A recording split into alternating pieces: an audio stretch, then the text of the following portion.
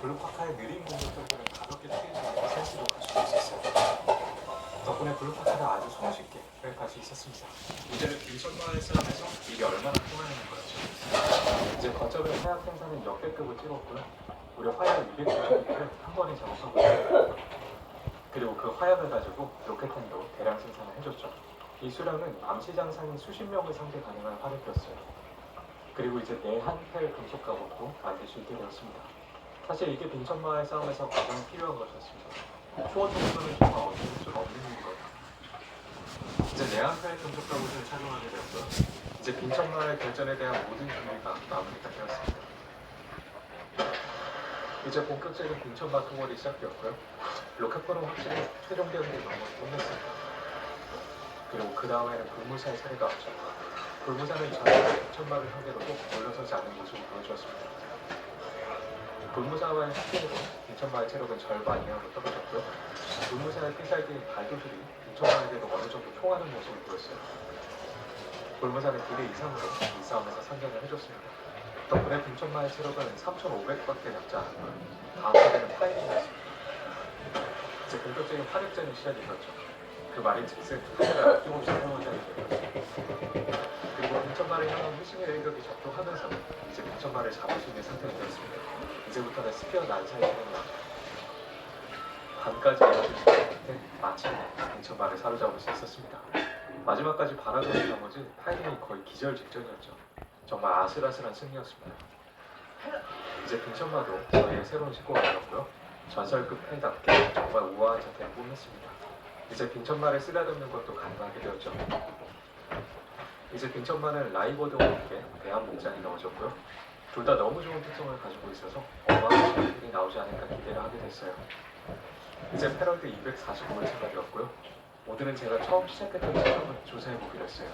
가끔 어떤 게임들은 처음 시작했던 곳에 숨겨진 비밀이 있는 경우가 있었거든요. 이곳은 과거의 왕궁이 아니었나 싶을 정도로 정말 건축물의 규모가 컸고요. 밖으로 나가서 웅장한 규모가 더 체감이 됐습니다. 사실 그 외에는 특별한 뭔가 발견하지 못했고요. 대신 튜브 속의 꼬꼬닥을 발견했습니다. 그리고 빛이 나는 도로롱을 발견했죠. 뭔가 일반 도로롱보다는 2배는 더 큰 빛이었습니다. 사실 잡는 데는 별다른 노력이 필요 없었어요. 그냥 메가스피어 한 방에 포획에 성공할 수 있었죠.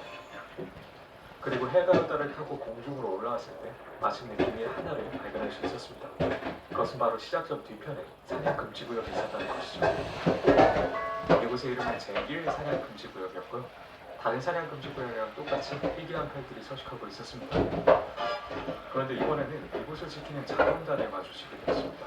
저는 뭣도 모르고 자경단을 보려고 했다가 환상수배가 걸리고 말았죠. 일단은 자경단 레벨이 그렇게 높지 않아서 환상수배가 그렇게 겁나는 거 아니었습니다. 그런데 문제는 자경단이 점점 강력해져서 나타났다는 거죠. 이제 자경단의 레벨이 45까지 올라서 일단 작전상 호텔을 하기로 했습니다. 근데 이 친구들은 정말 끈질겼어요. 비행하에서 바다를 건너는 와중에도 추격이 계속됐고요. 심지어 이들을 피해서 동굴로 숨어들어도 추격이 계속되었습니다. 집에 화장실까지 쫓아들어올 기세였어요. 이들과의 쫓기는 전쟁은 계속되었습니다. 심지어 순간이동을 해도 어디든지 따라왔고요. 심지어 보스전을 하는 와중에도 쫓아들어왔습니다. 그래도 일단 자경단의 보스를 해치우면 어떻게 되지 않을까 싶었는데요. 심지어 거점까지 쫓아들어와서 거점이 난장판이 되어버렸죠. 이쯤 되면 그냥 포기하고 돌아갈 때까지 이렇게 나와버렸습니다. 이제 패럴드 245일차가 되었고요. 자경단은 이제 떠나가고 목장에는 새로운 날이 생겼습니다. 이제 다시는 자경단을 건들지 말아야겠다는 생각이 들었어요. 그리고 목장 거점에는 새로운 건축물을 만들어졌는데요. 이것을 이름은 펠 농축폭이었습니다. 이것은 다른 펠들을 희생해서 기존에 있는 펠을 강화시키는 시스템이었는데요. 뭔가 제가 패럴드 세계의 악당이 되는 굉장히 시설이었습니다.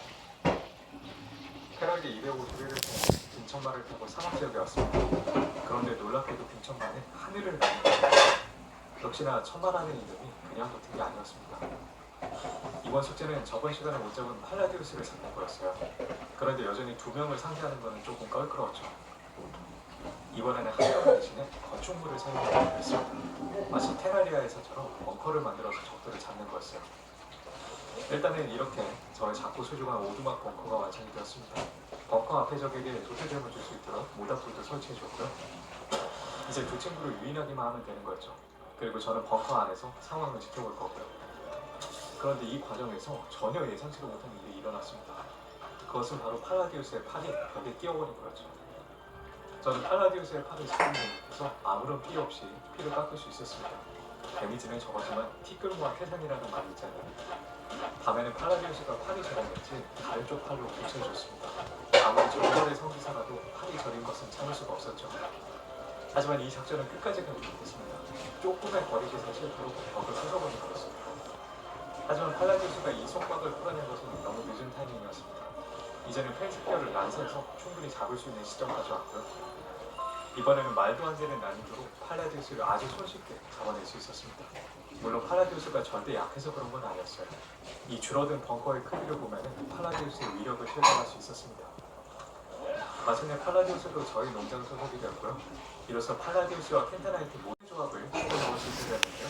그것은 바로 켄타나이트와 팔라디우스의 교배였습니다. 이 세기말적인 스케치를 위해서 저는 당장 케이크를 꽂기 시작했고요. 그런데 이 케이크를 노리는 세력들이 있었습니다. 그것은 바로 배고픈 헤로동물이었죠. 헤로동들이 배가 고픈 나머지 이성을 잃은 것 같았지만 이곳은 쉽지 않은 곳이었습니다. 결국 케이크는 한 입도 하지 못하고 농간의 책임이 되고 말았죠. 한편 저는 사냥금지구역에 다시 출근했습니다. 혹시나 제가 잡지 못한 패를 있나 확인해보려는 목적이었고요. 마침 이번에는 새로운 패를 발견할 수 있었습니다. 그것은 바로 아그니드라였고요. 일단 생김새로 봐서 레비드라와 함께 넣어놨습니다. 일단 레비드라는 물과 관련된 일을 굉장히 잘했기 때문에 아그니드라도 기대를 해볼만 했죠. 역시